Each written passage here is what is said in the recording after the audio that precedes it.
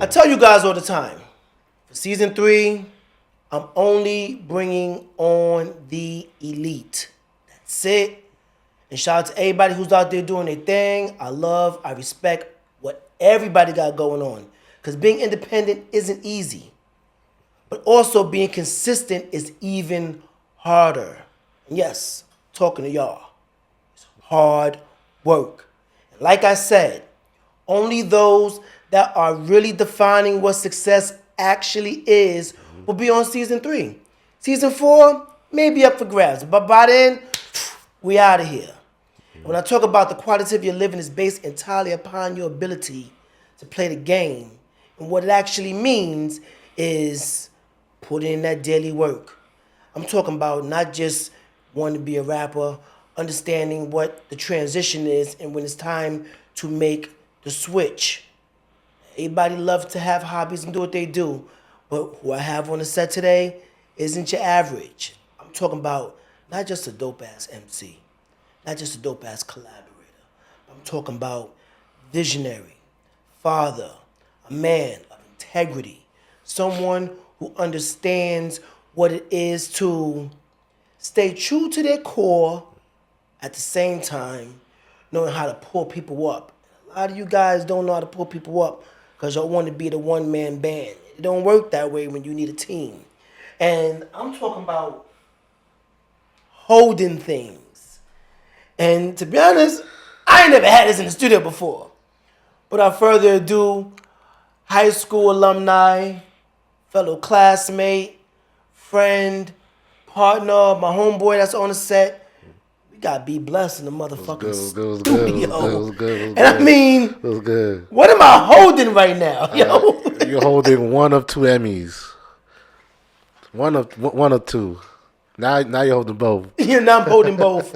And these are not mine, y'all. So when you guys talk about wanting to put in the work, I mean, you gotta put in some motherfucking work. Put in the work. So what's going on, brother? You up on the set, man. For one. Thank you for having me. Well, for one, man, I appreciate you coming, man. Thank you. No doubt. Gentleman scholar, man. You've been putting in the work. You on the set, man. What got you in Brooklyn? You got me in Brooklyn. I know I got you in Brooklyn, dog. For real, you know what I'm saying, man? But yeah. I'm impressed at everything that you've been doing, man. Thank you. We haven't seen each other in a couple of years. A couple of years. He said a couple of years, dog. We from Andrew Jack. You ain't know about Andrew Jack. Yeah, man. It's been longer than that, you know what I'm saying? Yeah. But like I was saying, man, it's such a beautiful thing to be able to see what we're doing now as men, as fathers, right.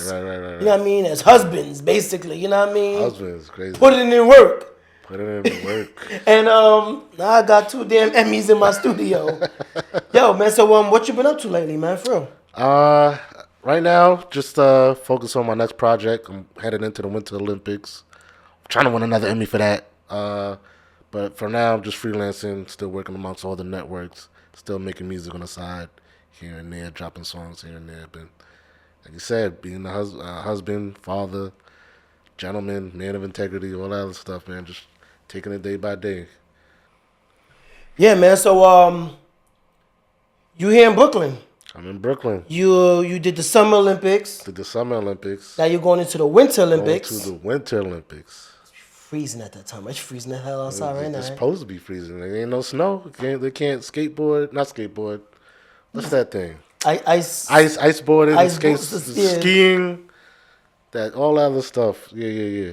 So you grew up in Queens? Grew up in Queens. Born and raised? Born and raised. Oh yeah, what part? I'm from Lawton. American 227. But I lived in Little Dolover.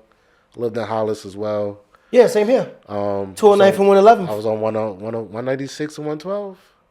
And then 198 as well, somewhere around that. I hit I was in 192, got kicked out of that, went to 231 for a couple of weeks. I went to 231 for like a week. I got removed out of that, and then I went to 59, and then I graduated from 59. Yeah. So what's it like, man, growing up in Queens? For those who don't know, what is it like as a survivor, like growing up? And I say a survivor because we knew a lot of people who didn't make it out. And before technology came along, police was doing some wild, wicked shit, and some of them just there's no story to tell. Yeah. So what is it like for you? Because you was you wasn't in the deep shit, but you was around. I was around it. Yeah, yes, you I had was. some family We members around in it. You know what I definitely mean? was. Yeah, man. I mean, it's a story of like triumph and understanding. Like, even though all that pain and suffering, like you still could like make it out, make something of yourself. You know what I mean? And that's just, I think that's the main story of growing up in Queens. You look at people, or the fact that we also got like a legacy of people to look up to, like Tribe Called Quest, 50, Right. especially 50. That's another Andrew Jackson alumni. Very much LL so. Cool J, another Andrew Jackson alumni. That's So right. seeing them, and then Rev Run and Run DMC, like just having that aura around Queens lets you know like you can actually make something of yourself and make something, become something instead of just falling for the okey doke and getting stuck in the nonsense, so to speak. You know what I mean? Did you know that you was going to? Okay, let me bring back because I want to ask. Did you know you was gonna get from the rapping part to the visual, like the Nah, you didn't? no. I mean, I So you had always want to be a rapper? yeah, I had what you call the mumbles. Like every time you hear a beat, like you just keep, words would just come to me. Uh huh. Courtesy of hip hop. Courtesy of hip hop, right? Uh Like you huh. hear a fire beat and just words would just start popping up in your head. And, Yeah. but I mean, I knew I had a gift. I was a TV nerd. I used to like stay up late and watch the Apollo. I used to watch like Conan O'Brien on NBC. To Uh stay up huh. late past my bedtime. Yeah. But I knew I had something. I knew I had a gift where I figured out a way to plug in like the Sega Genesis and the Super Nintendo into the VCR instead of having to plug it into the TV. That makes sense? So there was an input, and this is really nerdy, really nerdy. There was an input. There was the three audio visual cables. The red, The white, yellow. red, white, yellow. Uh There was huh. a port on the VCR. So you could just, instead of plugging in into two separate inputs on the TV, you could just plug your Sega Genesis or your video game into the VCR in the front of the VCR. It still trips me out. You can plug it in front of the VCR. I can Yeah, visualize. you visualize I it. can Yeah, visualize yeah, it now. I'm yeah. like, Yeah. There's a little drop down box you could like, and I've just figured out I didn't have to keep unplugging wires to unplug the VCR to plug into the plug in the video game. So you just could just hit one button and just switch between the two. So I always had like a gift of like technology. I always had a gift of like, staying up late watching SNL. You know what I'm saying, and doing all the things that nobody else really watch. And just being like a real like people. My mother used to call me a couch potato, but I was uh huh. actually liked what was on TV and how things was done. And oh, how it benefited you, huh? Right. So you go as the artist name Be Be blessed. Blessed. Yeah. Uh huh. Yeah. Where'd your name come from? Well, originally I was a fat baby, so everybody called me Buddha. Uh huh. And then somebody from Lawton added the Bless to it. And then there's like a million other rappers with the name Buddha Bless, so I had to change it to like Be Blessed or So whatever. it's gonna Be Blessed. Just Be Blessed. Ah, that's what's up. That's what's up. Yeah. Who you I know you mentioned those names already, but was it? And were you the only? You wasn't the only person in Lawton that was rapping. Nah, there was a whole crew. There's a whole bunch of them. There was a studio on Merrick and 219th. One of the OGs by the name of Trip. He had a studio that everybody kind of like went to.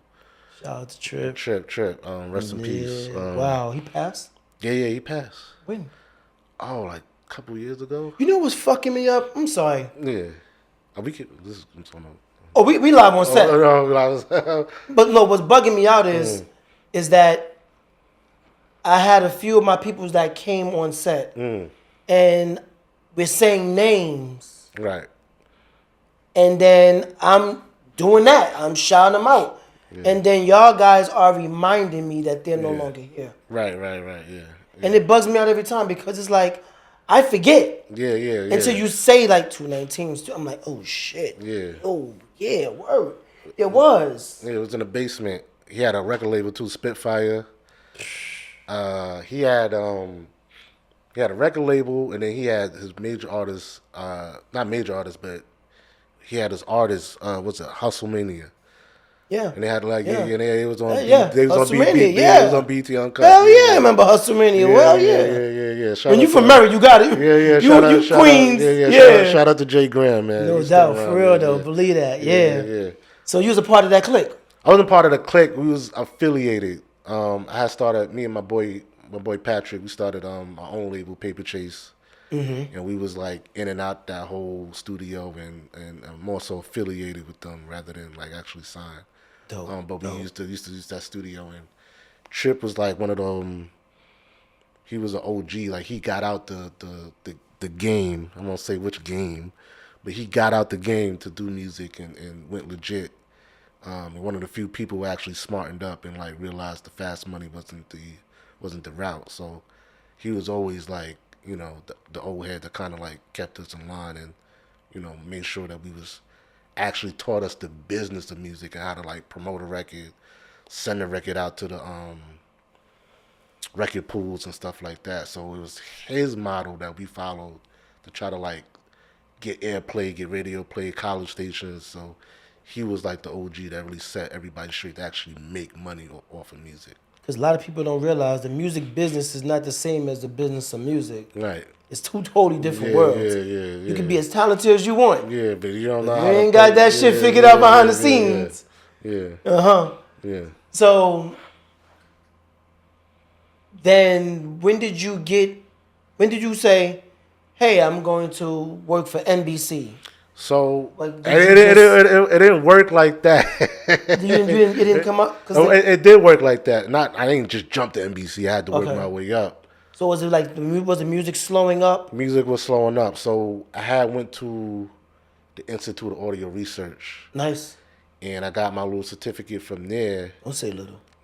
I had the certificate from there. Come on, man. I mean, come on, man. Yeah. Ain't that little what's going on right here?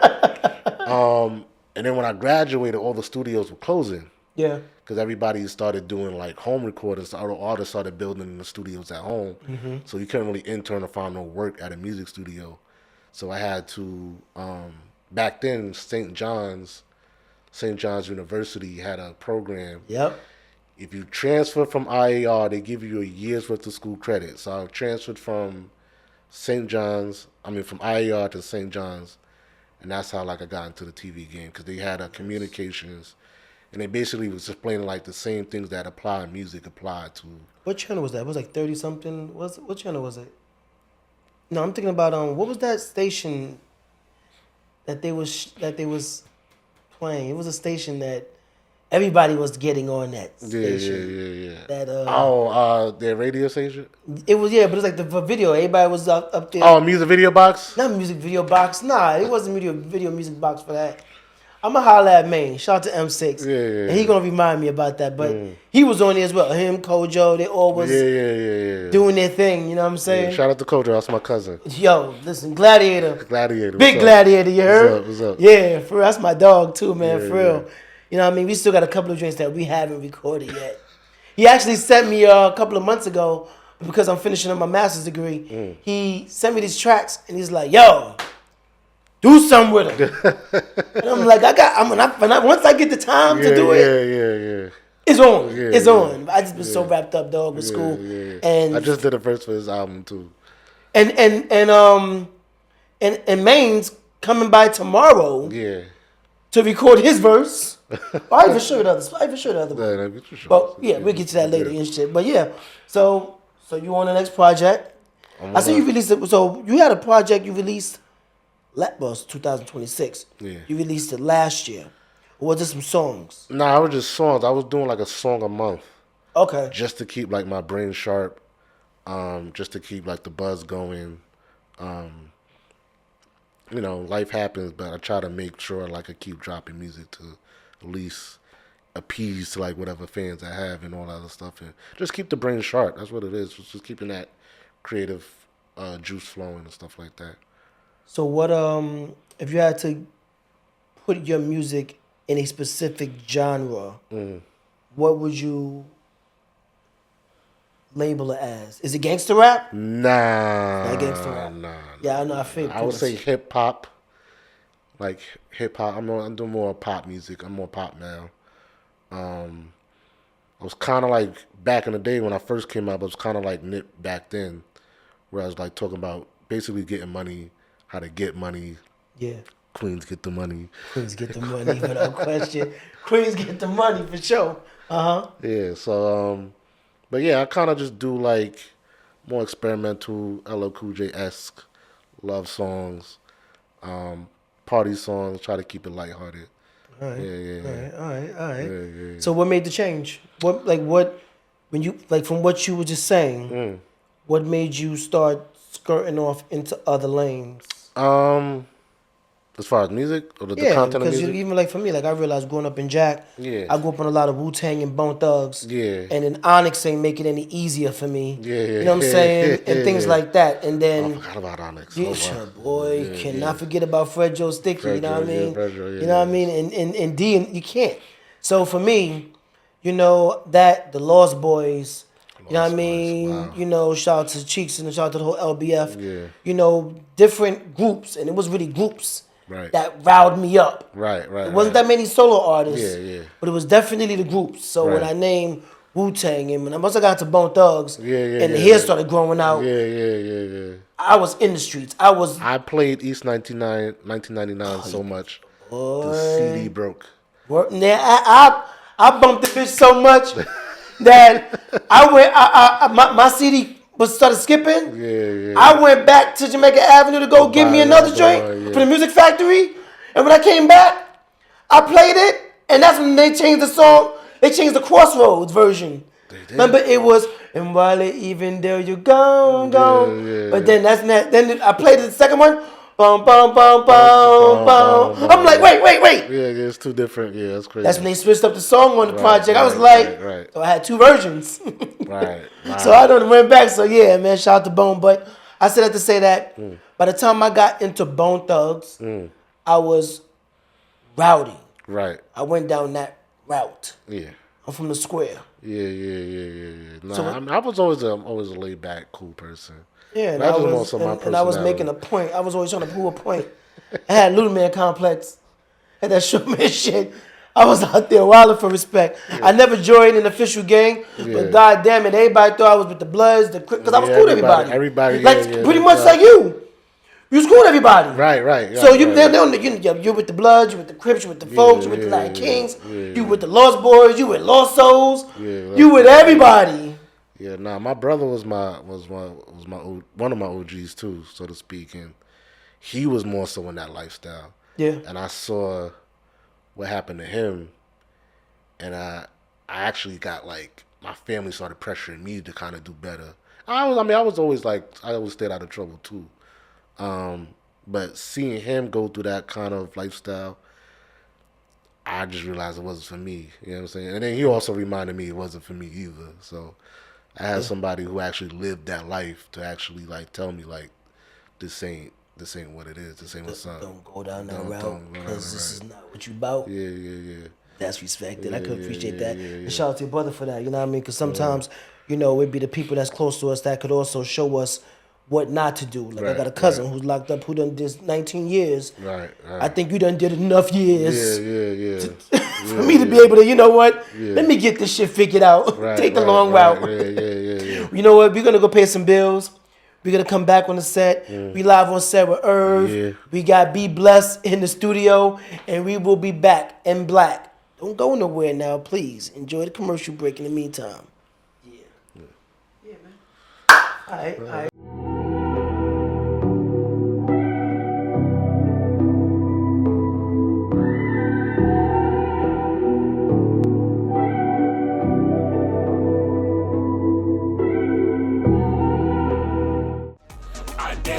In New York, I did hustle in Accra, I did hustle in LA, baby, I no go flow. Me Ashanti, no one can stop me. Me original, no carbon copy. Everything we do it properly. Everything we do, you do it sloppy. From New York to Accra, they know who we are. Charlie, you can catch me at the Chop Bar. Every other week, it's a brand new car. From Agogo to LA, they know where we stay. They know we work hard and we hustle for the pay. They know we on the ground like every single day. We always do our thing, no matter what they say. You know we move fast, we don't do do no delay. You can catch me lacing the finest Kente. When it comes to Sika, you know we don't play. So you better move real fast, Wait till say you did do, baby, I no go fold. Wait till say you did do, baby, I no go fold. And every time we kick it, best believe I foot the bill. Not sure that you so cold, so I'm hoping we can chill. Every time I with you, best believe that it's a vibe. As long as you are with me, everything will be alright. Just tell me what you want, and you know I will provide. So let me just be blunt, you should hop up in my ride. Now, let me set the context for you. I really ain't even going flex for you. I really just want what's best for you. I really just wanna be next to you. Let me set the context for you. I really ain't even going flex for you. I really just want what's best for you. I really just wanna be next to you.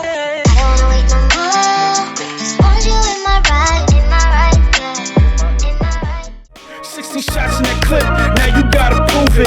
Have a nigga circle the block, let up the shots. Take a wrong turn, my nigga, then there go the cops. Now you running and scrambling, mumbling and rambling. Heart beating fast, and now you scared to get knocked. Should've listened to Big Bro, here go the game though. Real niggas last long, but bitch niggas die slow. I stay out the way so they can't touch me. Fuck around and get rolled up like a master Dutch. Trust For me, Master Dachi, man, I burn and me feel it. Lyrics so cancer, you can lick up me clock it.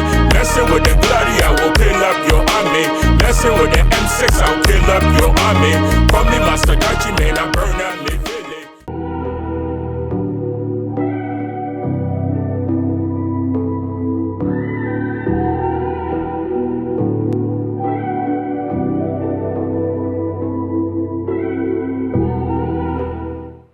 Yeah, and just like that. Just like that. Just like that. Yo, we back live on Set With Irv, where we are discussing strategy, execution, teamwork, some discuss technology.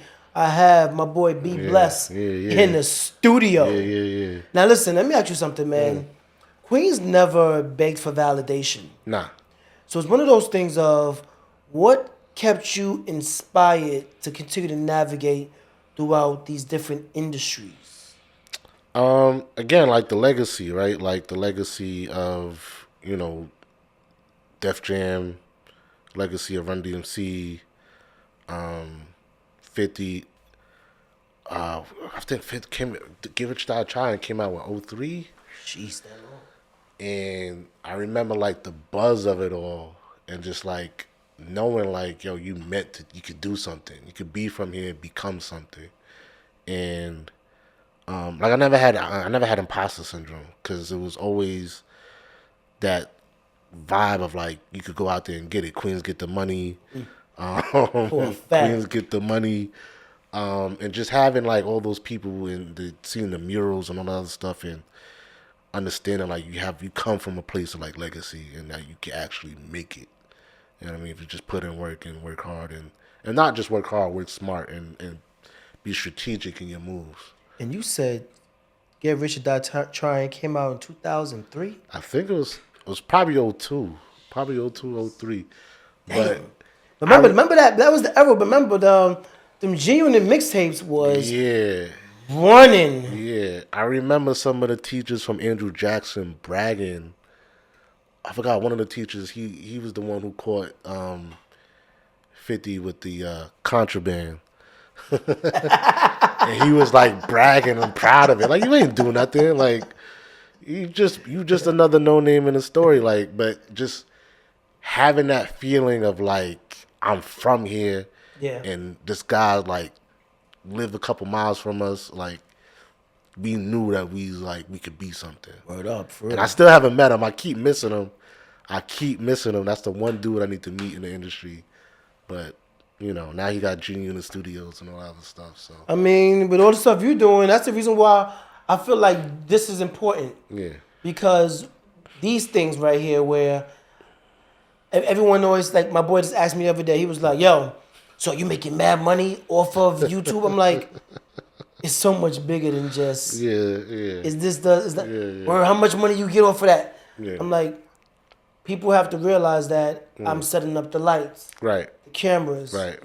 You gotta communicate. Right. You gotta build relationships. Right. You know what I'm saying? This is what it's work. This is the work, and this is when you see us and see you with 50 you know, I ain't mean 50 yet. I'm but saying, it's coming. but seeing you Yeah. when you're in GU in the studios and Right, seeing right, you yeah. at the Olympics and seeing you is that you have to put in the work. Yeah.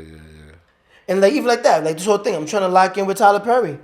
But it's Yeah. the thing of shit, if you could run lights, Right. and you could run the cameras, and you can in discuss, you can lead in these areas. Yeah. You know what? I can let you just run the lights for today. Right.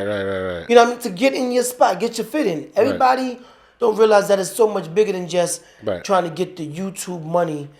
It's talk about trying to sit down with the elite and I gotta get cause listen, these are leaving. Where he go? These go, okay? These don't stay. This is not gonna stay. I need my own now. You see that? But again, you see people aren't inspired by others. Right. People see things and then they go jacking the ideas or going without giving no one the credit. Yeah. Oh, when you see mine in here, We're gonna get that. We're gonna get to that. Bingo. That's the point. Yeah. Everybody isn't ready to do the real work. Yeah. Paying attention. Look at that right there. We started the show, and then some said, I don't see the recording there. Fuck that. Speak on it. And what you say? You mentioned that also. You said that at the beginning. You didn't, but let's fast forward a little bit. Yeah. That was a perfect example of that button. What we plugged one piece in. Right. The record button went off. Right. What is that like at the job? Oh, it's a nightmare. Yeah. It's like in TV, like everything slows down, like 10 seconds for like an hour. 10 seconds for an hour. 10 seconds feels like an hour. If something breaks and like something just stops working, every second count, because now it's like it's a domino effect. One thing breaks, another breaks. One thing breaks, and then now it's like the viewers at home are like, yo, what's going on? Why is this? And it's like people change the channel, and that 10 seconds is do or die. So you trying to like fix something while you're on air, and it's like everybody's screaming. You're trying to like block out the voices and just trying to figure out what's the source of the problem to fix it. It's a nightmare. It's a nightmare. It's a nightmare. My homeboy's lady, when he was coming by to lay a couple of vocals, he said, "Oh, he's just recording a song. How long does recording a song take?" I said, "Every minute. Yeah. Let's just give it 2 to 3 hours." Right. She was like, "What?" Every minute. So my homeboy said, "I'm trying to tell you, I'm going to be in there for like 15, maybe 20 hours." Right. Yeah. And she's like, "But it's only a 3-4 minute song." No. She's not thinking about the production, Right. the sound, Right. the mixing, the mastering, Right. he haven't written the lyrics yet. Right. It's all like Yeah. we're creating a song from scratch. Yeah. And she's like, "So this is crazy. I could never." Yeah, that's why you're not in this field. Yeah, you're creative. Yeah. Yeah. So to bring it back a little bit, because I know we're bouncing around, but what got you, how did you end up from Be Blessed to NBC? How did that happen? Yeah, so, you mentioned the St. John's, St. John's IER had the transfer program to St. John's, which is crazy because around that same time, J. Cole was going to St. John's. And I'm like, I seen. I'm like, oh, that's that dude Jermaine, I guess. Yeah. I mean, he was a communications major too. Okay. So it was just like, but then like all of a sudden, I'll go back. But then he like blew up, and I was like, oh shit, that was him. I was telling everybody, yo, that was him. That's how that go. That's how that go. Hey, that's the dude from Jack. Yeah, right. Yeah. So, but so anyways, yeah, St. John's, communications major. Got the year's worth of credit, and went through the process, learned more about editing, learned more about like television production, and and a lot of the properties applied, and graduated, and then I used the counselor's office. They had like a job counseling office at St. John's. And I had applied for an internship at New York One. Okay. And then from New York One, this is also during the time period I kind of like put the mic down for a little bit and more so focusing, trying to find myself. And then around that time, I did do a second album with my homeboy. Again, but it was more so about finding myself and then going to New York One.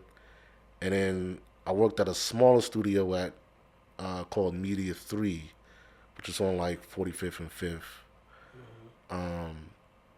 Shout out to Damon and Tyro. They kind of put me onto the TV game because they actually are an independent studio and started making had their own independent like live shot studio.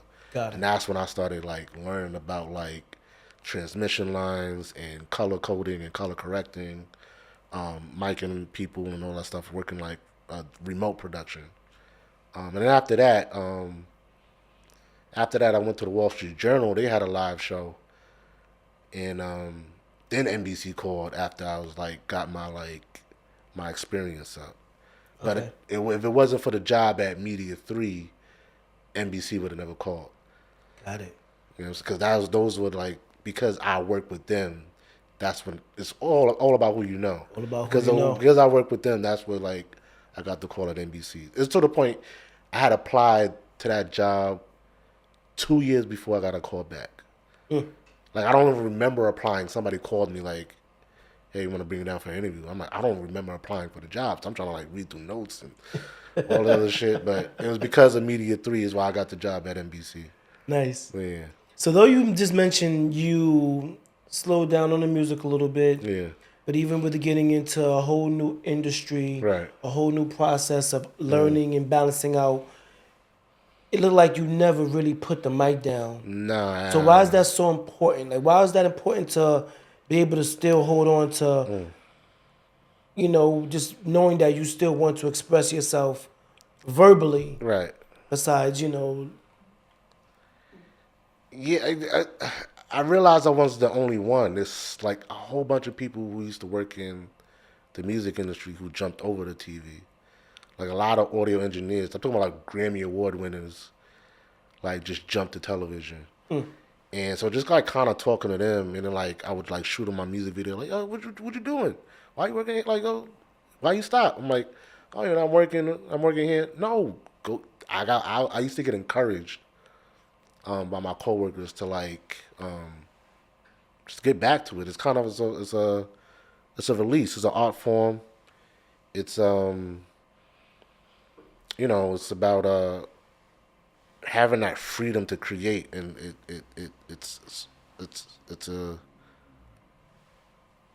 it's an unexplainable feeling that that chases you, and it always, if you love it, you're always gonna do it. You know as a what I mean? music artist, As just a as music a, artist, like, like, you- I don't believe anybody. Yeah, you try to puts you the try pen to down. yeah, you try Exactly. to quit, but it always haunts you in a good way. And then but again, like a lot of my coworkers at NBC was like, "Yo, what you doing? Let's make something." I'm like, "Huh?" Like, "Yeah, I never made a rap beat. Like, let's make it." Like, you never. That's so fucking cool. I love that. And then hearing their stories, kind of like, "Alright, You wasn't alone. I wasn't alone." Like my boy, shout out to my boy Rob, both Robs, but one of them, he was like an intern at Electric Lady Studios. And he was telling me like all the stories when like Kanye was recording like My Twisted Beautiful Fantasy, and he was like a little intern in the cut. And I just like, I need to bring back Be Blessed or whatever. And it's just, the crazy thing about it is, I probably got more support. I got a lot of support from like my coworkers and was like actually bumping my joint, and like, someone that was even offering to play it on air. One of my I won't put him on blast, but one of my coworkers was like, "Yo, just send me your joint. I played on the Today Show." Yeah, because you have some music Yeah. that was played on radio and in motion pictures. Yeah. I was in one of my songs was featured in the movie Miss Virginia. Okay. It was like a little stream. It was a streamer movie. It was on Amazon, and it was on. Then it came on.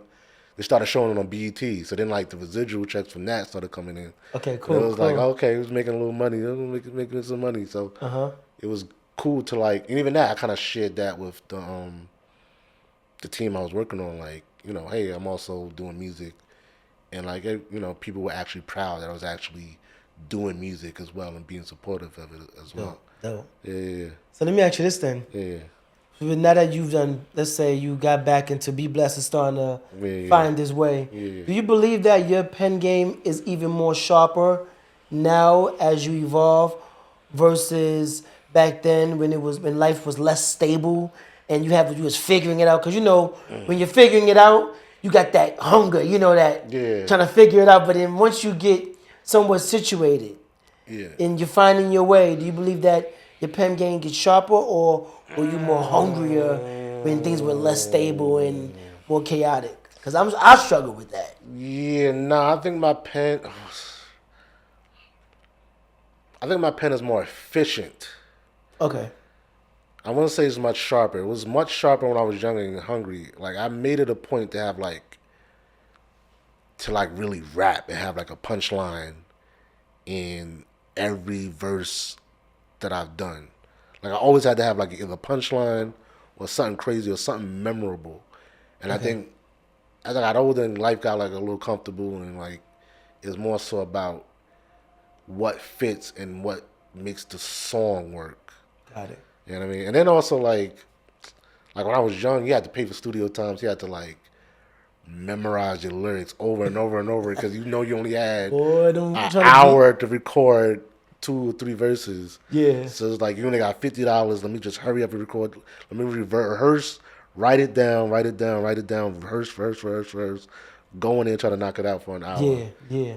And then whereas now it's like, I could take my time with it. I could take days, I could take months, sometimes years. I tell you. I had a song, I'm sitting on songs that I've had for like 5 years. That's right. Like, yeah, same. And it's just not ready yet. But back then, it was more so how much content you could get out. It still is today. Yeah. But it was more so of, now you got the studio in the house, in the crib, like, you could take your time. Yeah. But back then, it was like, you got to rent a studio, you got to stop what you're doing, you got to memorize. So I think it's about even. Yeah, okay. What they say is about even. What does rap give you that no other industry can provide? Ownership. Like, from start to finish, you have this song that's yours. And the TV industry's not like that, per se. As in, like there's too many big heads. There's too many there's too many going on. Big wigs. There's too many. They call it red tape in the industry. There's too much red tape. And there's a lot of red tape in the TV industry. There's union rules. There's creative ideas that get shot down all the time. You have to work with a bunch of people, and where it's like, this song is yours. Yeah, like your baby. That's my baby. Mm-hmm. That song is yours. Nothing can take that from you. Yeah. So. Get into NBC, you're doing all these, you spend a lot of years doing all these different projects, different situations. When did you get the feeling that, hey, I belong here? Get that feeling? Because to be somewhere for so long. Yeah, I think, because I started out freelance, and then they gave me an actual full-time staff offer. And that's when I was like, okay, yeah, I arrived. Like, most people work in the industry, they could be freelancing for like 5-10 years and never get a staff job. But the fact that I got one in like under a year or about a year. Jeez. Yeah. That was like, okay. Showing, improving, huh? Yeah. That was more so like, okay, I belong here. And then they put me on a primetime show of all things. That's when I was like, okay, now y'all crazy for trusting me with this. This show makes how much money a month? And y'all making me in charge? All right. Okay. You trust me. And people were like, yeah, we trust you. I'm like, all right. But yeah, man, I was, I would say this. I would say I knew I arrived when, like, the show I was on was, like, one of the highest rated shows on the network. What show was that? Rachel Maddow's show. Which one? Rachel Maddow. It was on MSNBC. Okay. And then I did Nightly News, and that show, that's like 10 million viewers a day. And like that one show, Rachel Maddow's show was making, at one point, it was making like $70 million in ad revenue a month. A month. I ain't seen none of it though. Just so you know, I don't. I mean, I wish I had a percent of a percent, but it was the highest rated show, and like it was to the point where they would panic when I take days off. Really? Yeah, and they were like, "Yo, you coming back?" I'm like, "Yo, I'll be back tomorrow." Like, that's when I knew, okay, like You arrived? I made it. They was like, "Yo, we not taking you off. You can't leave." I mean, I wanted to do more projects, and they was like, "Yo, we don't want to ruin the magic. We're not touching nothing. Stay. We're not moving you." I was like, which was a double-edged sword, but that's when I knew, okay, like I've made it. Mm-hmm. Where like they calling me like, "Yo, you coming back tomorrow, right?" Like, yeah. Mm-hmm.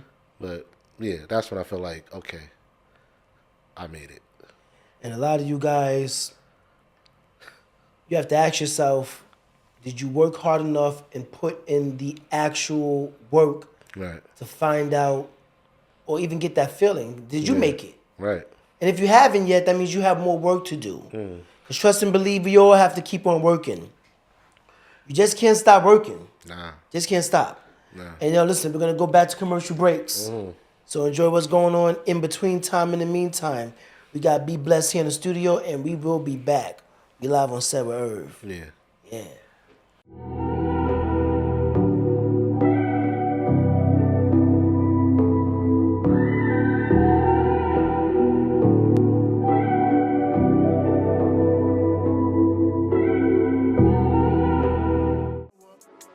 One day I will grow up, one day I will grow up. I've been on my way a downward spiral path. I've been drinking, hoping one day all this pain will pass. And all I do is pray, hoping this don't last. I remember all the good times when we used to laugh. One day I will grow up, one day I will grow up. I've been drinking till I throw up, drinking till I throw up. Hoping all my flaws don't show up, hoping they don't show up. One day I will grow up, one day I will grow up. Asians where the enemy slept, come place your bets. On the kingdoms of moon, the dawn of Wakanda. Dawn of the block, king of my genre. Fetish for the cheese, who's stretching that Parmigiana. From the back blocks of Queens, we getting money in Ghana. From the gladiator, miss it, or your general. Some who are hit, miss it, or your general. From Brooklyn to Queens, who are hit, or your general. From New York to Kotoka, or your general. From the gladiator, miss it, or your general. Some who are hit, miss it, or your general. From Brooklyn to Queens, who are hit, or your general. From New York to Kotoka, or your general.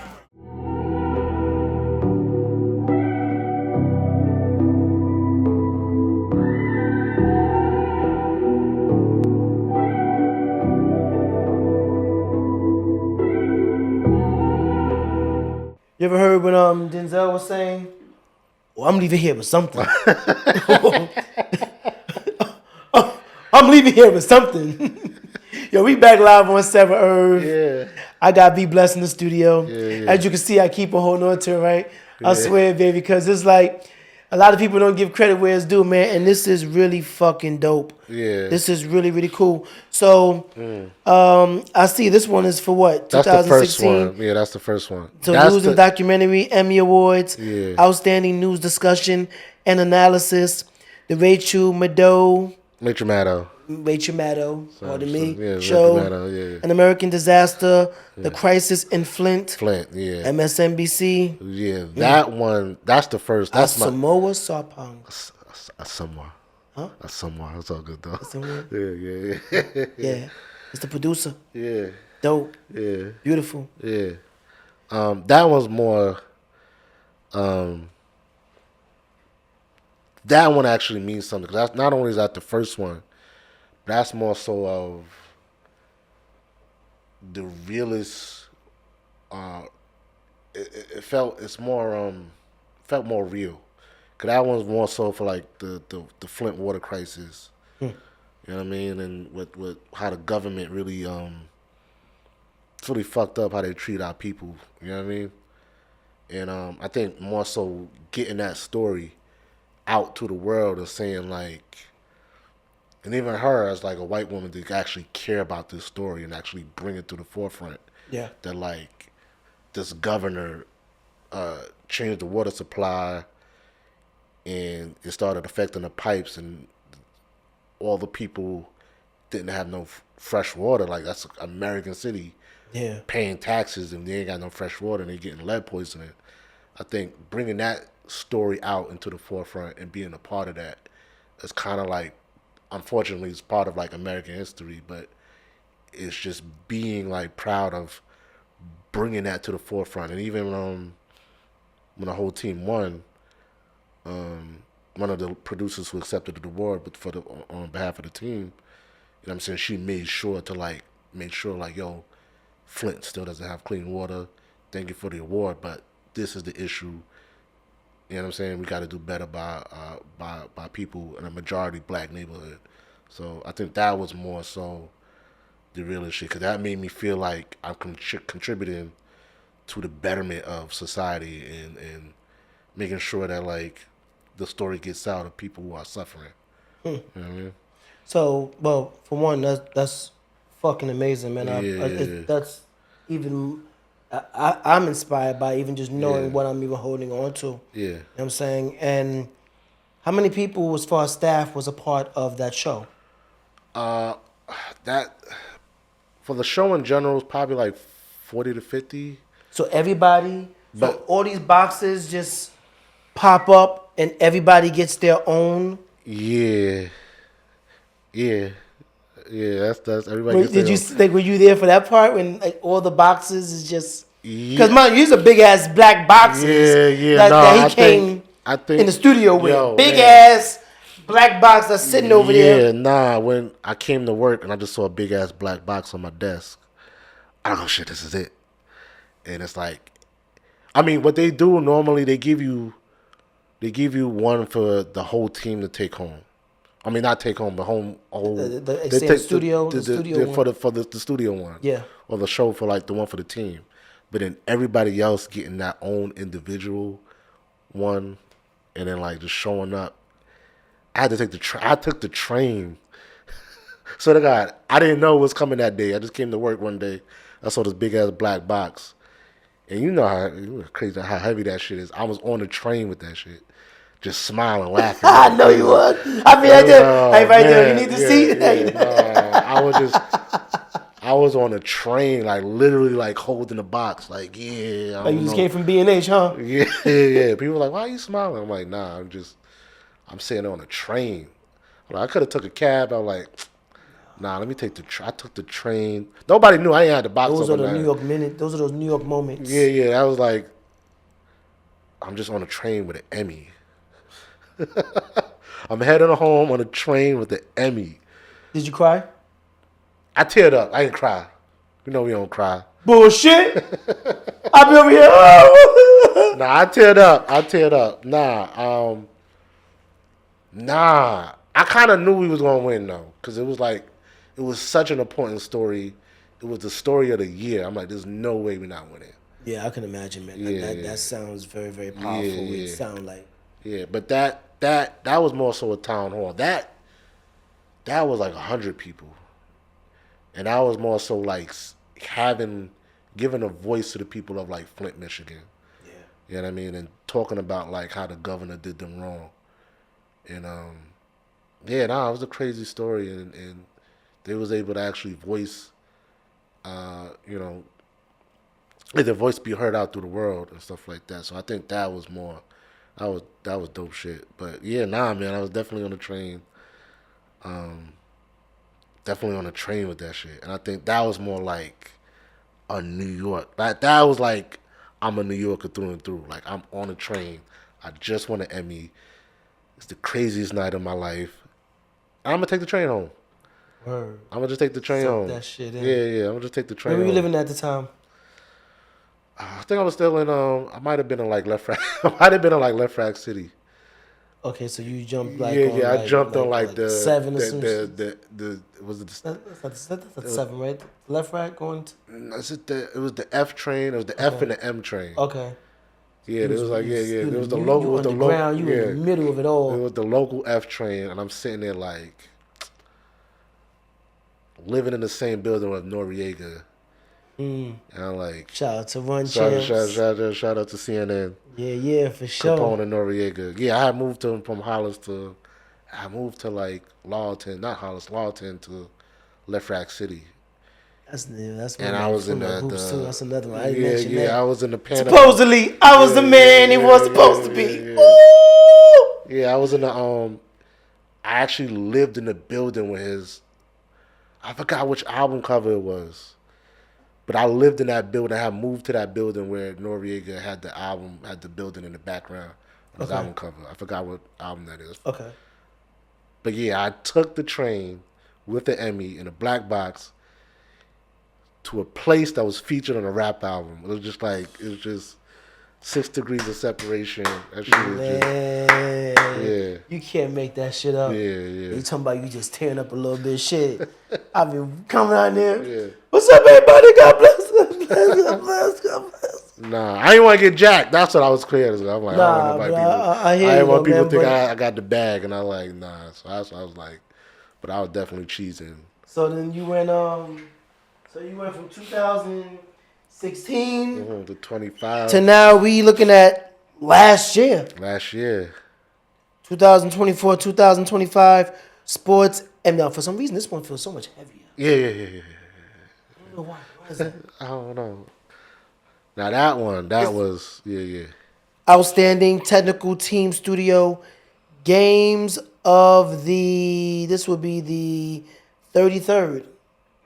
33rd Olympics, yeah, Summer Olympics, 10, 20, yeah. 30. 33rd Summer Olympics. Wow, NBC Peacock. And what's even Yes, sir. crazy about that one, was Technical supervisor. producer, Producer, technical supervisor. Yeah. Okay. That one right there is actually I'm gonna bring it right back to hip hop. This one right here, my bad. This one right here, this one was with the first time breakdancing was on the Olympics. Oh gosh, the breakdancing on the Olympics. We That was hilarious. Yeah. I enjoyed that one. I ain't gonna front though. Cause I was like, I ain't seen no crazy legs in this motherfucker. Yeah, I was I'm seeing like, him do where's the the crazy? Yeah, that. I said, yeah, what the fuck is she doing? Yeah. I said, yo, Yeah. my 3rd grade students could do some of them breakdancing, yo. Yeah, she was bugging, and I was sitting there like, and it's so crazy because like there was other people who are professional who was actually killing it. Yeah. You know what I'm saying? But she got all the attention because she bent the rules a little bit to get there. Got busy. Yeah, she bent the rules to get there. She got really. Yeah. Well, it be like that sometimes, Yeah, huh? yeah. But listen, they say, you know what? And it's in this day and age, you know what I mean? What did Snoop Dogg say? Yeah. I never break the rules, you know. I just bend it, Yeah. keep things splendid. That's how I intend it. Yeah. What times you gotta bend the rules, baby? Yeah, well, she played herself. She played herself. But nah, yeah, it bring it back, and again, like to bring it back to hip hop, that was the first Olympics where Snoop was the happiness consultant or correspondent. I think that was his title, but that was the one Snoop was hosting. And I'm still mad I didn't get the. They had the pins, the Olympic pins, and it has Snoop blowing out smoke with the colors of the Olympics on the circle. You ain't get one. I ain't get one. I'm still mad at that. Well, listen, bro, I'm quite sure. No, I'm still mad at that. I'm quite sure you could bounce back. You bounce back on it. Yeah, I'm still mad. I asked him, I'm like, yo, you ain't got none of these? Like, nah, they are gone. So who didn't you meet? Now you notice how I asked. I didn't meet Snoop. But You didn't meet Snoop? No, because I was. Well, that's the thing too. Yeah, That's he what was. I find interesting. Yeah. Those titles tell you a lot about where you at Yeah. in the location. Because my woman, you know, she does live events. So even when she was running Essence and doing these things, I'm backstage, I'm moving around, I'm with all the celebrities chilling, but she's the one who's making sure everything is going off without a hiccup. Nah, I didn't mean. So everybody see my pictures and be like, yo, you this, you that. But then she'll walk right by you. You be like, I don't know her. I'm like, but without her, none of this shit don't go on. Right, You know what I mean? So how does that feel? Like, do you feel as if, you know, enough people know you? I think, no, of me, I didn't meet Snoop. I wanted to meet Snoop. And I know people say like, oh, Uncle Snoop. He actually looked out. I got a Snoop story. Okay. He used to have a indie YouTube show for indie artists, and it was a Snoop Dogg video countdown. Okay. And he actually him and his team actually made my video Slow Flow, my cousin Gift. He made my video the #1 song in his top 10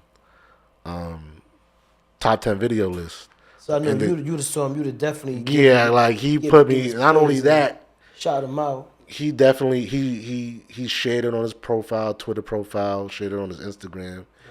And it's just dope that somebody like that high up still gives like props to like indie artists. But I mean, you know, Snoop is from the bottom, man. Yeah, let me put this down, man. Yeah, motherfucking heavy, huh? That motherfucking your leg, that shit. So you did the Olympics. Yeah. So now we're doing the Olympics. How did that make you feel internally? Like when you when you found out you was gonna be a part of that. Like how did that? Like did you get any? Nah, I know I was talking like something. You with everybody. Yeah. I mean, I think the problem with TV, it moves so fast that you miss it almost. Like you're so focused on getting it right. Yeah. It's kind of like let's go back to like song making. You try to get it right so much that you actually forget the moment. So it's all like a blur until it's over. And then it's like, oh, that wasn't so bad. And then you start remembering all the shit that you did. Like, oh, okay, I did do some crazy shit. And then you forget about it again because then they don't do. Because I was in the Olympics was in 2024. They don't announce the winners till like 2025, the year after. So in the back of my mind, I totally forgot about it until like up until the month. Like, oh yeah, by the way, you're nominated. I'm like, wait, what? What? And then it's like, all right, you know, you try not to like worry about it and you just go about throughout your day. Then like, you know, you pull up the little live stream, like you just wait with bated breath, like. But again, I knew it was gonna win because like it was too good. It was too good. It was too good. So do you catch yourself?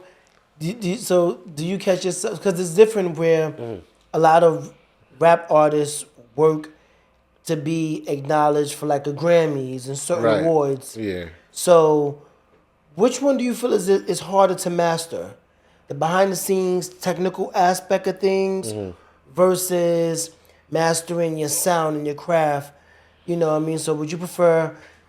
Let me ask you that first. Right. Yeah. You know what I'm saying? Yeah. Which one's more technical to?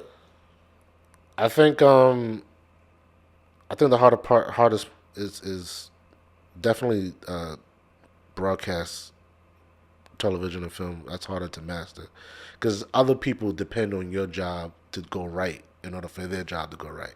Got it. So there's so many pieces that fall into place that kind of tend like it's a domino effect. If one person messes up, then somebody else messes up, and then it just all falls down. Okay. So I think that is more difficult because then it's that and then the technology is always changing.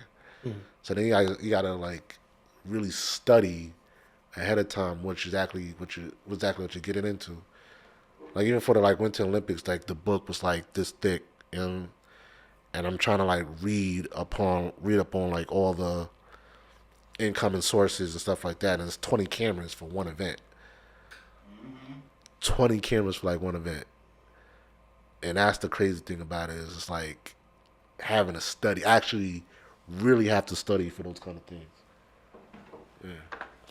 So for someone who's from the hood, someone who's from where you're from. You know, see what you're doing and say, hey, Bless, Mr. Bless, I want to get into this lane Right. that you're doing. Yeah. What would you tell them? Like, how would you prepare them? I would say have a plan. You do need like a degree or something or certificate would help. But I would say keep track of all your keep track of all the things that you've done. Actually build a resume. And then start off small. I started out at a local station, New York One. New York One, they got News 12, all those local stations hiring. You start up with those. You go live a couple times and make sure you don't mess up on air. those little local networks, those are the places where you can mess up at. You can't mess up as much once you get on like the major networks. But I would say have a plan of where you want to be and try to deduce that plan to like the simplest form. Like have the actual steps laid out. Start off small and then work your way up. And I would say compile your experience. Like I made the jump so quick because I was working 2 and 3 jobs at the same time, and I was just instead of I had like 5 years of experience in 2 years. Like I just compacted everything. I would work one job 9 to 5, then another job 6 to 10, and then another job Saturday and Sunday or Saturday, and then take Sunday off and then do it all over again. Reset.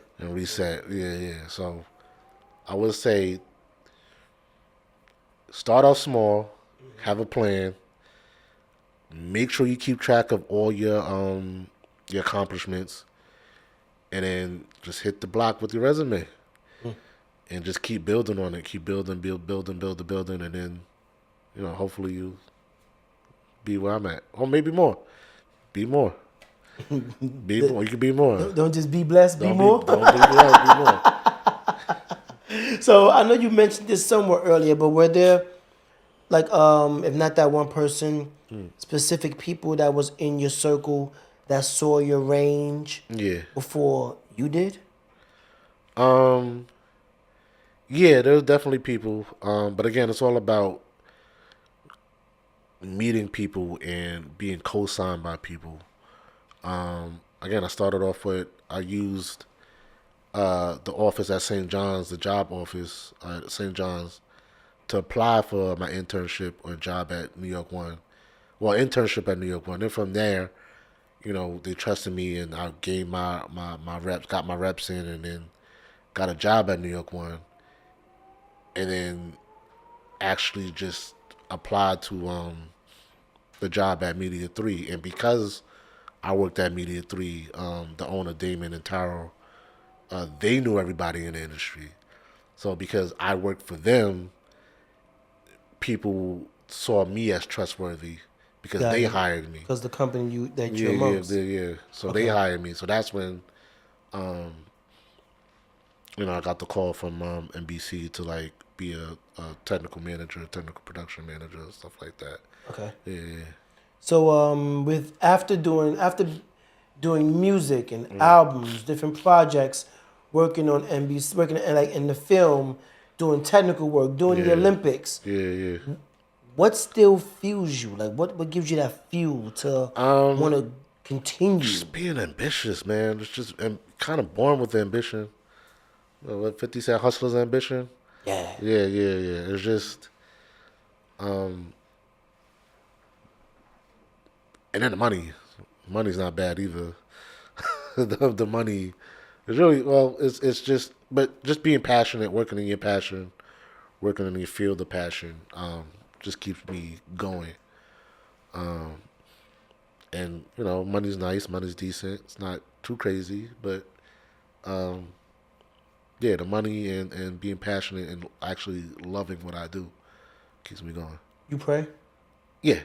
It's interesting you say that because, you ever heard that saying, and I don't know if it's really true, but, someone say, find something you love to do and you won't work a day. A day in your life. A day in your life. Yeah. But it's interesting because I also hear another line when you said keeping that passion. Yeah. Because there's that saying, and I've heard it several times. You know, you say you want to tell God a joke. Yeah. Tell me your plans. Tell your plans. Yeah. You know No, what I mean? I didn't see this for myself. I was just trying to get by. But I was just working job to job, and then I randomly applied, and again I applied 2 years before they called me back, and that's how long of a waiting list it was. And then like I got the call, it was like, all right, we give you a shot, and I took a chance. I quit my job, And just like that? just like that, and it worked out. So no plan B? I had a plan B. Okay, you had a plan B? Yeah, I had a plan B. Okay. I had a plan B, but yeah, plan B was go back to the old job if it didn't work out. But no, I knew I was ready for it, and so yeah, I just took that chance. And I love what you said. Going back to when you said keeping that passion. Yeah, Because it's the saying, when you start thinking about only the money, that's when God walks out the room. yeah, So if you focus on what you love to do, what you really want to lock in, it'll come to you. right. And a lot of you guys are more focused on making the money. Yeah, And you ain't thinking about helping other people and building up. yeah, That's what it's about. Focus on the things that make things better. yeah. And all that other stuff will come. Yeah, no, I definitely brought people with me. I can see that. Yeah, no, And I'll that's- probably say, not to brag, but I plugged in about, personally, I'm probably responsible for like $5 million worth of salary between like NBC and all the other people that I brought along with me. Dope. And those people, was able to feed their families. I don't charge. I don't ask for nothing. I just said, I like my steak medium rare. You know what I'm saying? And anybody who like this steak well You know what I'm done saying? needs to maybe just get a burger. You know what I mean? So, yeah, definitely I got a few people that came up that I brought along with me. And, shout out to them. But again, they earned it. And I plugged them in, and they are working hard. And one of my mans was even making more money than me. And I was like, that's what it is. But again, I brought him along, and he hit me up. He was like, yo, he needed a job, plugged him in, and that's what it was. Let the universe do what it's supposed to. Do what it's supposed to do. And he earned every bit of it. I was just a plug. That's all. Well, everybody And need a plug, baby. Yeah, Everybody need a plug. And that's also doing God's work, is plugging people in and not trying to like rob them and trying to like.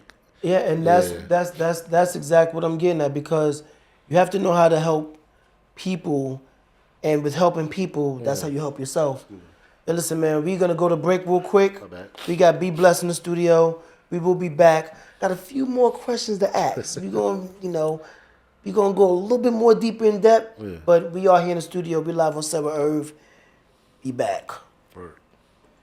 I know.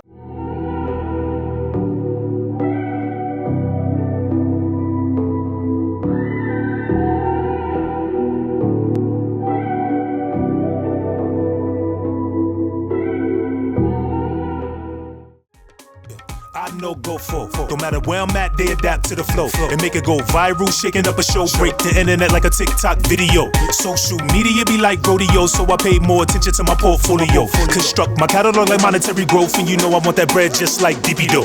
Honorary plug, cut the check when you hear this, cause the radio my Ghana gon' air this. Need citizenship for my heiress, and she gon' help me rule our whole kingdom fearless. Moving through the motherland in the Mazi, kicking up dust in a pair of Walees. Clark that, not a soul that can stop me, and we tapped in from Kentucky to Kumasi, Gladiator. Baby, I no go forward. Wait till say you did do. Baby, I no go forward. Wait till say you did do. Baby, I no go forward. This is a union between husband and wife. We're going to get through this crazy thing we call life. We're going to push through all the struggle and strife, and we're going to keep going till we all right. That's right. Take those always on my mind. We made under the sunshine.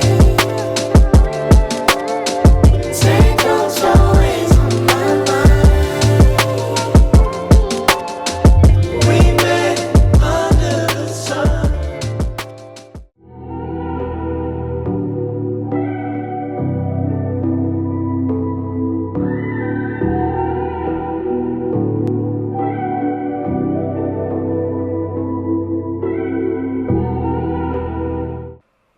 we back. We back. I'm not even saying we back live on set. If you Yeah, ain't realized we been live on set for the whole damn past hour, I don't know what you was doing. You must definitely been living under a rock. Yeah. I got Emmy Award winning twice in the studio. Really, God be blessed. It's really 3, but we gonna.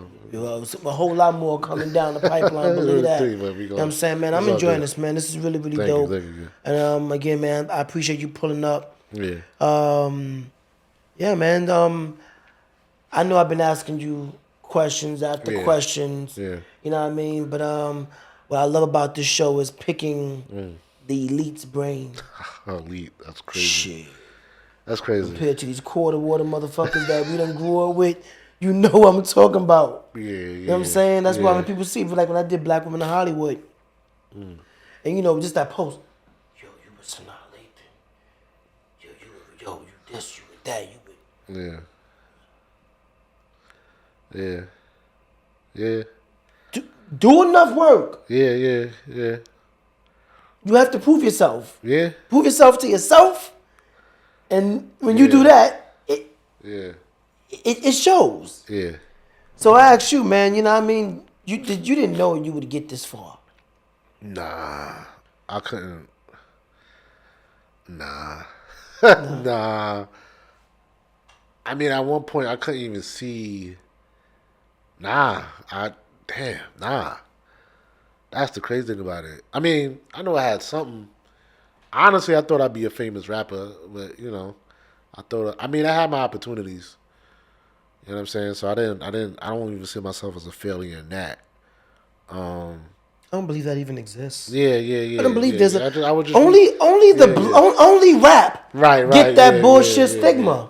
Yeah. No, you get that thing where it's like, oh, yeah, oh my God, you're a 30, 40, 50-year-old rapper. Yeah. I'm like, There was one year, I forgot, I was just thinking about this. It was one year where all the nominees for the Grammys in the rap category was 35 and up. All of them. It was that year with Freddie Gibbs.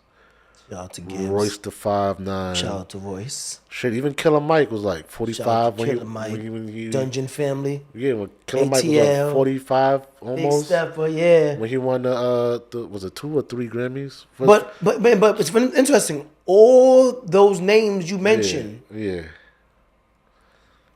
I think we in our golden era. Yeah, we in our golden era where they're starting to appreciate the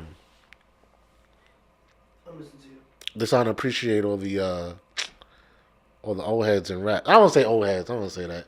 All the older gentlemen in rap because they actually the seasoned vets. Seasoned vets. Shit. Who's actually like dropping knowledge. Can't hold the Killer Mike. Yeah, Killer Mike is. Freddie. Royce. Shit. Yeah, that whole year, everybody who was nominated was 35 and up. I'll never forget that. Yeah, and even right now, we talk about the Grammys. If everything fall into place how I need to, I mean, No Malice is 51. He's rapper of the year. Yeah. And that album, yeah. they leaving with something. Yeah. They leaving with something. Album. It's that album, and it's also that. Did you hear that verse he did on JID joint? I would have to hear it. I mean, I've been so wrapped up. He's rapper of the year. He is rapper of the year. Okay, so let me. That's 2025 and 26 rapper of the year. Okay, so now you saying that. Now I have to ask you, who's your top 5? I always get in trouble for this. Oh boy! And if you want, you can look right in that camera. Cause you see how you looking. Don't go ducking now.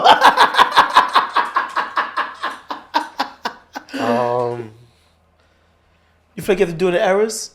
Nah. Because I feel like I have to do that in errors now too. No, it's because the crazy thing about it is it hasn't changed much. Really? No, because it's. I mean, if we of all time. Well, I didn't say all time. I just said top 5. Who's your top 5? See, I got. That's why I said errors. I don't have errors. I do have. Because there's like the 90s, there's the 2000s. Nah, I've heard If of you did all. it in decades, which can you do it in decades?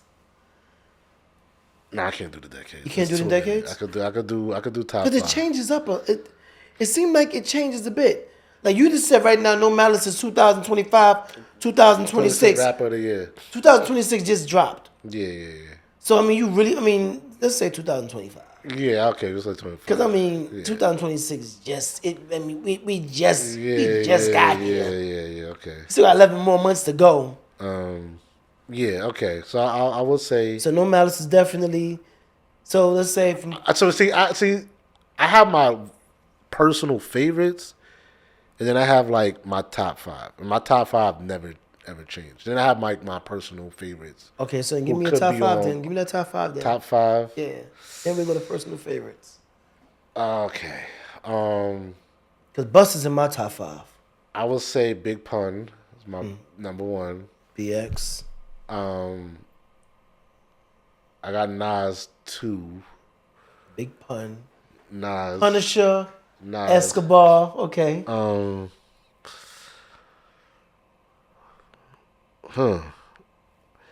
Yeah, it's the usual. The usual suspects: Biggie, Jay-Z, and that's 4. You ain't gonna say Pac. Yeah, Pac, Biggie, Jay-Z, Pac. Because you said you. That's why I'm like, Yeah, okay. it's just the usual. It's the usual. Those are the really top 5 because. So Pun, Esco, Hove, Pac, or Machiavelli. They the same person. No, those two totally different frequencies. That's true. Machiavelli was a problem. I would say both. That was a threat. I would say both because. So it's Tupac Shakur. Yeah, as a whole because he was more of an entertainer in the Machiavelli side and not even just entertainer. He was more so of a like one of those crazy artists. Yeah, I would say Tupac as a whole. Because in the beginning, it was more so of him trying to like be more so for the people in the community. You know what I'm saying? Brenda's got a baby. And then he became more of an entertainer when he was signed with Death Row. You know what I mean? And then even the other tracks that he got, foreshadowing his death. Yeah, I think as a whole, he's like the more complete artist. You know what I mean? Even Biggie had a thing like obsession with death, and then he tried to like, try to come back with like life after death and stuff like that. So, yeah. Oh, it's on the timer? Yeah, I'm thinking. Yeah. Sorry.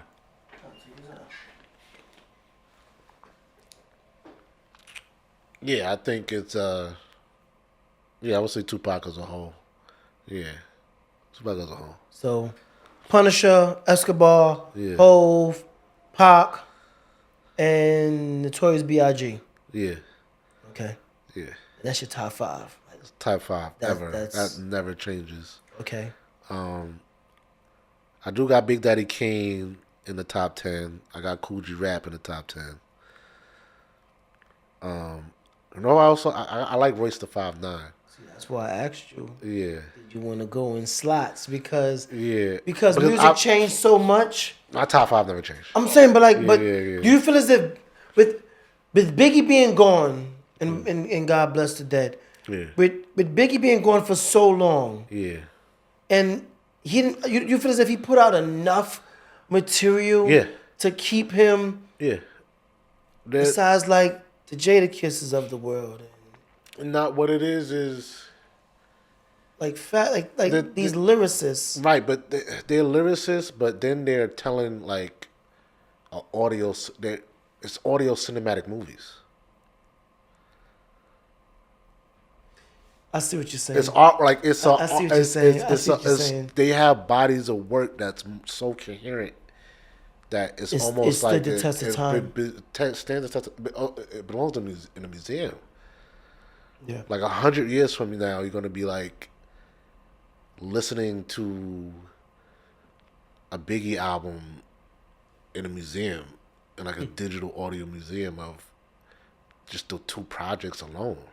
I can totally understand why you would say Jay. Yeah. And even it is. I'm not taking away from nothing from Big, because I hear what you're saying. Yeah. I just believe that the body of work, the amount of work, that's why I asked as far as that. Nah, because I can't say that because there's certain songs that Jay-Z feels uncomfortable rapping about now. Where 40% of his catalog. Right. So like there was a point in time when Blue Ivy was born, like he had to do a gig like right after that, and he was like hesitating on certain songs, and he was like he couldn't do it.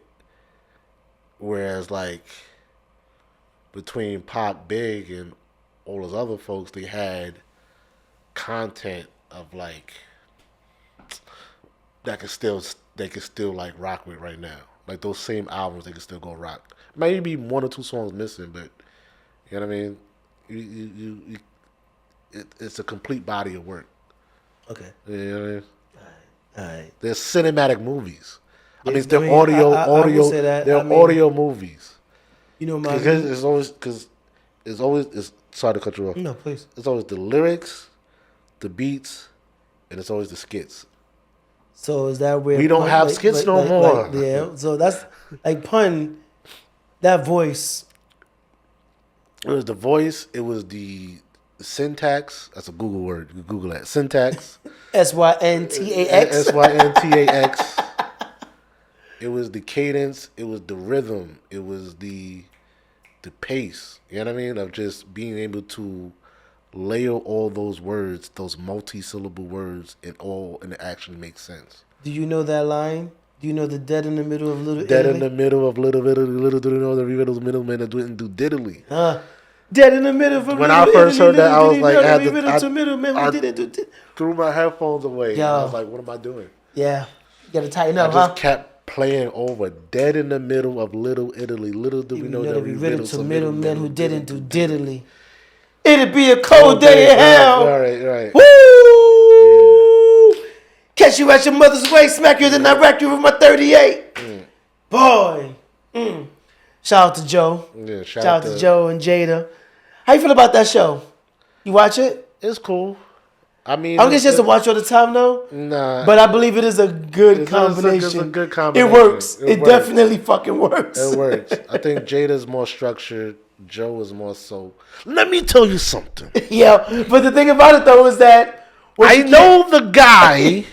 Yeah, but you can't take nothing away from them. I swear to God, he was standing on the moon. I'm trying to tell you, and I believe him. That's a Bronx nigga for you. You can't listen, yo. Let me tell you something. I know the guy. That's it, yo. Listen, and he was standing on the moon. Word, he was standing on the moon. He was standing. Let me tell you, like, yo, son, this guy got the craziest stories. Word, Joe, he's standing on the moon. 85% of them, I believe. 85% of them stories. But that's the crazy. That's New York. You can't. You gotta. There's so much crazy shit that happens in New York. It's actually believable if you think about it. You from the Bronx, right? And that's the Bronx too. It's yeah. That's believe it or not. I remember seeing him as a kid too. Oh, this is a dude. Such a hip hop nerd I am. One of the first cars, I swear to God, one of the first cars Fat Joe ever had was a green BMW. And it had gold emblem. No, not BMW. It was a Benz? It was a Benz. Sorry, it was a green Benz. And I'll never forget, he was actually in Lawton. And he pulled up. And it was it was the deli on Lawton or American 228th. And I remember being a kid like, not the corner, right? Right at the corner. The corner spot? Yeah. And I was like, okay. And I remember like, I was in the car with my older sister. That's where the gas station's at? It was next to the gas. That store across down the block. Yeah, the block. Right across down the block. Yeah, from that gas station. Okay. And I remember like, yo, that's Fat Joe. What the hell are you doing over here? And I seen him. I know he wasn't married back then, but I seen him jump out the whip, and he was like hollering at some girls, and he was with some other dude. I don't know if it was pun. It was like some other. It was two big dudes. I know it was Fat Joe for sure, and it bugged me out. Like he's in the middle of like in the hood, and he's just hopping out on the block, and he's a platinum rapper, and just like out in the middle of Merrick Boulevard. It like bugged me out. I remember fucking printing up CDs and saying I'm gonna go out there in the street and then just pass them out and try to sell a couple off. And I remember seeing Mano. Shout out to Mano. And he remembered this shit. I was on Springfield and Merrick. And by the Jamaican flavors. Yeah. You know what I'm saying? And I heard a story Rihanna was there at one point. who? Rihanna pulled up to that Jamaican flavors. I mean, probably. I mean, It was it's crazy. good. Crazy. Yeah, But he had somebody with him. And I knew it was him because I saw him. I'm like, oh shit, this man was me. One across the street. Yeah. Pathmark. Pathmark. One up over there. And I'm running up. This nigga see me. And this nigga just clutched. Wow. And I'm like, yo, man, yo, listen, man. Yo. I'm just trying to get to see CD. Yeah. Doing my thing, man. Trying to make sense of it. You know what I mean? Yeah. Show my love, you know what I mean? And took it, you know what I mean? So I'm going to check it out, shorty, you know what I mean? Put it down to the side. Yeah. But I was like, I ain't even trying to get up in the mix of anything, you know what I Yeah. mean? But I love those kind of stories. those stories. Seeing, like you're saying, you know what I mean? We from Queens. Yeah. I moved around enough to having my boys, like, you know, from Southside, when you pass them through and you see Boo Boo on a bicycle. I know. Yeah. You know what I'm saying? Yeah. From Hollis. Yeah. Seen Jam Master Jay Yeah. at D Studio Yeah. on 202. Yeah. You seen it. Yeah. You seen Fredro Starr walking on Jamaica Avenue. Yeah. You seen Sticky Fingers. You seen Freaky Ty. Right. You seen Mr. Cheeks. Yeah. You know what I'm saying? Wow. Dreads not tight. Nappy. Nappy, yeah. Timberlands. Carhartts. Yeah. I changed that battery. High school diploma. Yeah. And you can go right on out and get your doctorate. Right. From the high school diploma. You can get a doctorate right after. Start delivering babies. 2 weeks after you get your high school diploma. Shit, I was born in 82. Yeah. My doctor was only 15, I think. Fuck shit. Brought me out here and shit. It held me tight though. But yeah, man, I love the fact of just being able to, like, you know, when you're in the Bronx, you get those Bronx stories. Yeah. When you're in Queens, you get to see it. You know what I'm saying? I had some of my friends that's in different parts of the world Yeah. that bugged me out where when I travel, they'd be like, yo, you from Queens? Yeah. Yo, It's you ever been to Jamaica Avenue? Have I? Ever. Yeah. Yo, you have a block over there. Coliseum. Yo, yeah. You been to the Coliseum? Yeah, that's crazy. Well, it's not. Well, Yeah, it's man, not. it's not. the Coliseum anymore. I think they're trying to do a one last block party over there before they shut it down. I heard something about that. I'm trying to keep my eye on that. Yeah. I hope everything goes successful. Yeah. You know what I'm saying, man, but it ain't what it used to be. You know what I'm saying? And if you spoke to your younger, if you was able to speak to your younger self, what would you tell them? Don't be afraid to leave. Try not to get trapped anywhere. Always have like a plan B or option B. I would say stay focused. It gets better. Man. I will also tell myself work on my solo material from them. Because if I would have known, you know what I'm saying? If I knew I was going to end up solo, I probably would have did more back then. But I was cool in the group. You know what I mean? I was cool in the group. Yeah, and it took me a minute to try to find my footing as like a solo artist. But I found it. So, yeah, I would say keep going. Follow the money. Not money in the sense of like doing anything for money, but know where your money comes from. You know what I'm saying? There's a book called Who Moved My Cheese.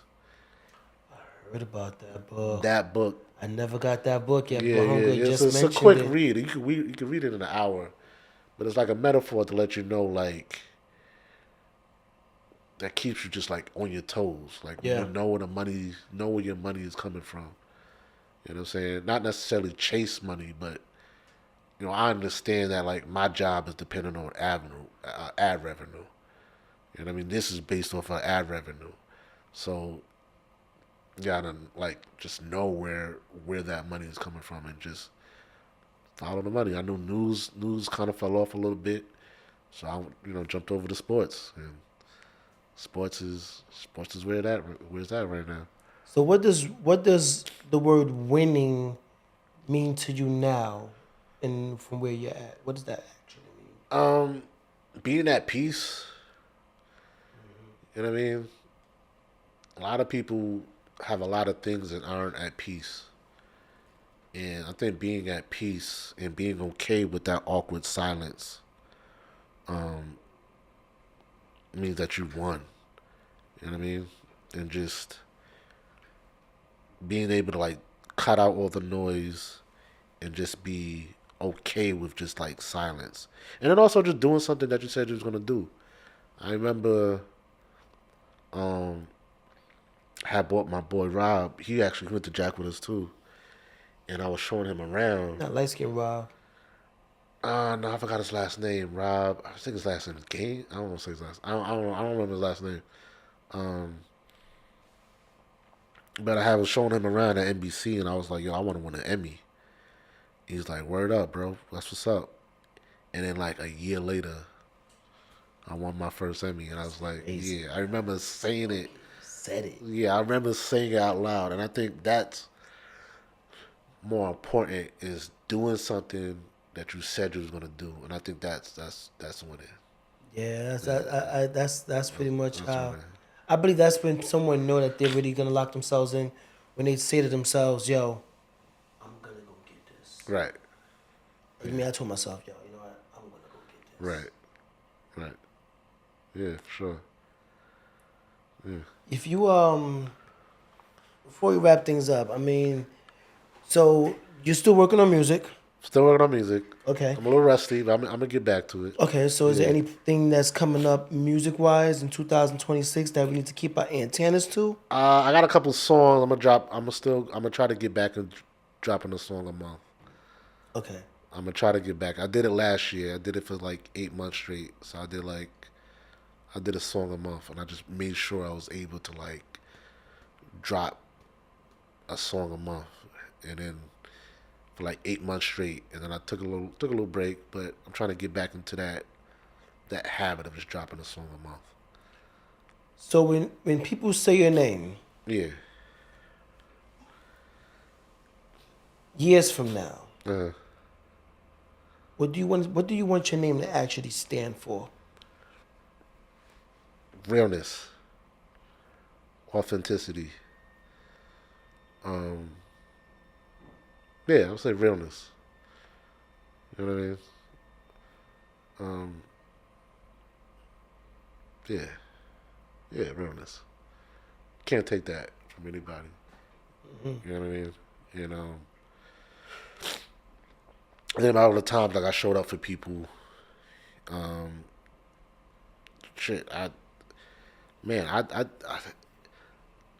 I did so many good deeds. I forgot. People had to remind me, like, "Nah, you looked out for me," and I was like, "What? What are you talking about?" And I think that's what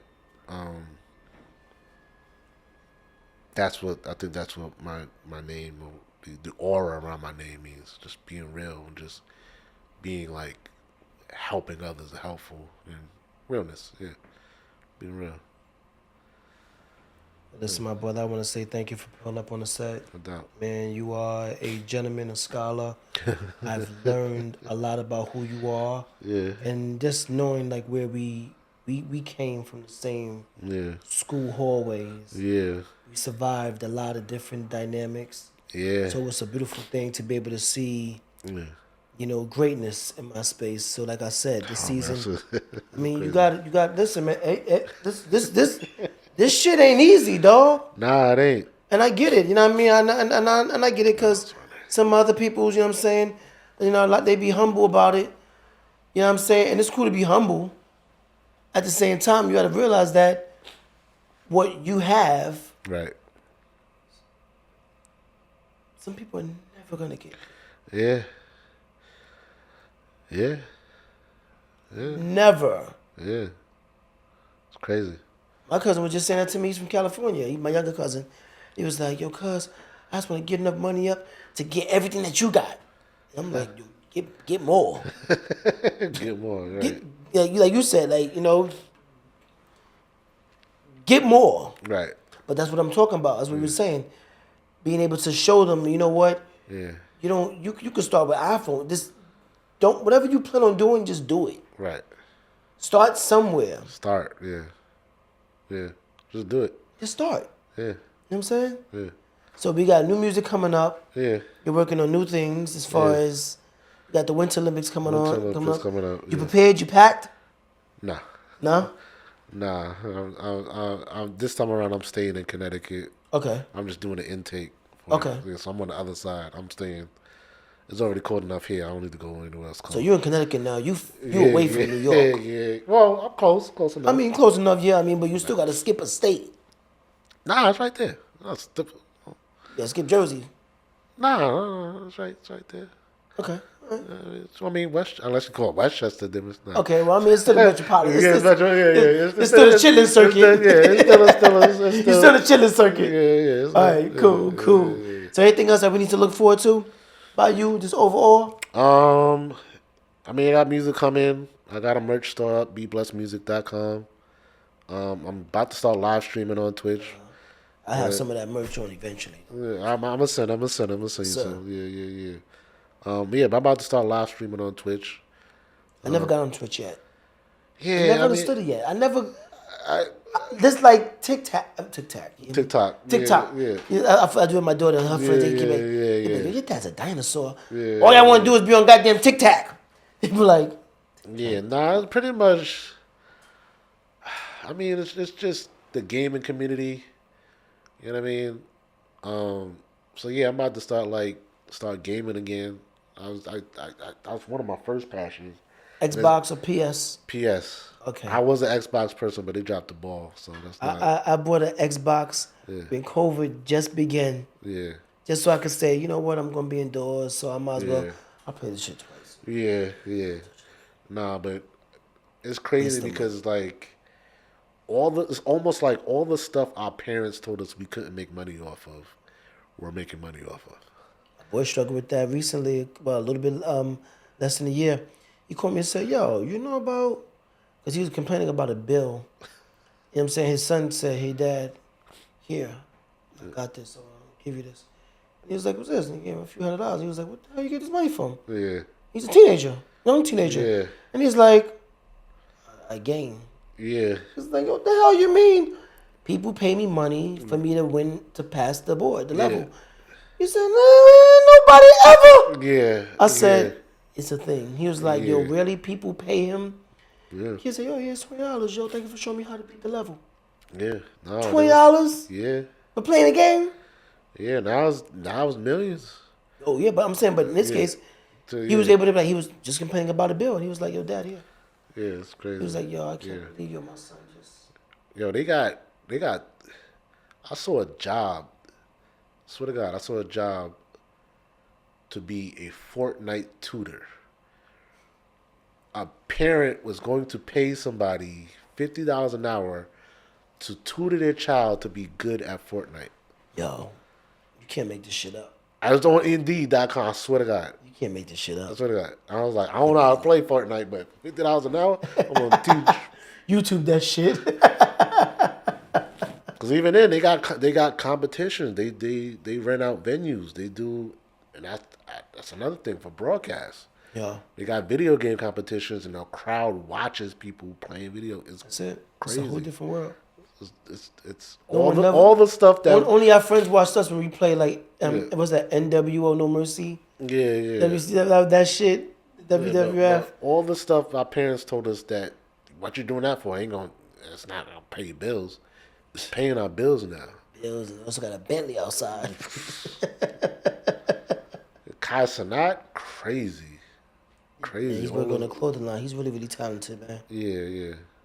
He from the Bronx. Yeah? Yeah, Kai Cenat from the Bronx. Never knew that. Yeah, he's from the Bronx. BX. We got another one, y'all. Yeah, he's from the Bronx. We got another one. All right, so well, thank you for pulling up, dog. No doubt. I greatly appreciate this, man. You know what I'm saying, man? No doubt. Blessings to everything you got going on. I look forward to everything you got going on, man. Yeah. I'm a fan. You know what I'm saying, man? I love what you're doing. Thank you. How you're able to navigate because Thank you. it's like me, you know what I mean? It's, you know, I leave the classroom. I'm with a second grade class doing that. Teach them well and let them lead the way. Yeah. And then I'm over here figuring it out. And then recording the music. Yeah. You know what I mean? Staying loyal to the soil. You know what I mean? Word. Assisting people and doing these things. And it's not easy. Yeah. And though everybody want to win and you all want to get something done, Yeah. focus on you and yours and focus on what you love to do. Yeah. You have to do that. Yeah. Anything else? Nah, man, I got stories for days, man. What you talking about? Well, we're gonna definitely have a lot of different parts that's coming up. But in the meantime, yo, we have Be Blessed in the studio. Check them out. Check them out. Social media. Be Blessed World. Twitter, Instagram. That's it. That's what it is. It's Be Blessed. Be Blessed World. You can make that Yeah. go on the bottom of it. Yeah. Be Blessed World. That's all my social and my Twitch. I'm about to start Twitch gaming and all that. Yeah. So Twitch is just for games. Yeah, for the most part. I'm not going to do Twitch. I mean, you could do your show there too. I mean, it's for live streaming. You know what I'm saying? It's interactive. You know what I mean? But check it out, man. You know what? Yeah. I'm not gonna frown check upon out. it. Yeah. I'm gonna Check it out. embrace it. Yeah, check it out. Cause I'm gonna have me a couple of these things in here. I'm gonna have me some things in here. We're gonna get some of them things up in here. Yeah. But in the meantime, we live on Set With Irv. Yeah. How would they say? Like, share, subscribe.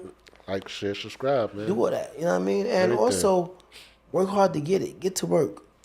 Work hard to get it. Be blessed, brother. All right. Well, Sir. Thanks. Be out. Peace.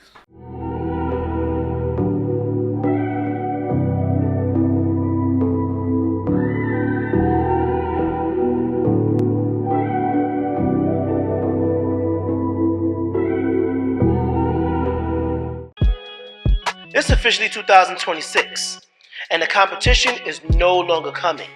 It's already here. You're not just competing with other artists, businesses, educators, or entrepreneurs anymore. You're competing with AI, technology that is faster, cheaper, and already steps ahead. Every single day, hundreds of people are ready to launch a new podcast. Hundreds more are preparing to speak to the world, and everyone believes that their voice is going to rise above the noise. So the real question isn't should you start. The question is, how are you going to stand out while standing in the middle of the fray? This is where execution separates amateurs from the professionals. We are a one-stop shop for audio and video production, music, podcasts, video, photography, branding, recorded, shot, edited, mixed, and even mastered, all under one roof. No confusion, no wasted time, one team, one strategy, one standard. Because in 2026, attention is currency, and quality is the cost of entry. So ask yourself, what are you waiting for? The world is already listening. The only question is, will they hear you?